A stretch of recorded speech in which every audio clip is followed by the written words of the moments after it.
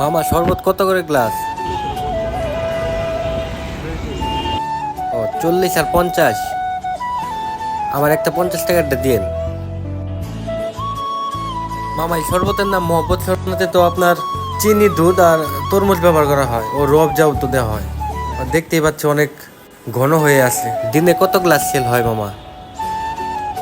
Sell আসলে এটা যে কোনো ব্যবসায়ী তো আপনার ইয়ের উপর ডিপেন্ড করে। তো গরম পড়লে একটু ভালো সেল হয়, গরম না পড়লে সেল হয়।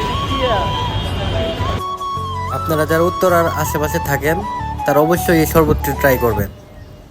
শরবতটি আসলে অনেক ভালো। নর্থ টাওয়ারের সামনে আপনারা এই মামাকে পেয়ে যাবেন।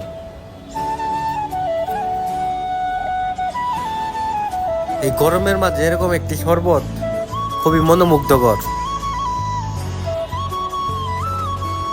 আপনারা এই শরবতটি ট্রাই করতে পারেন।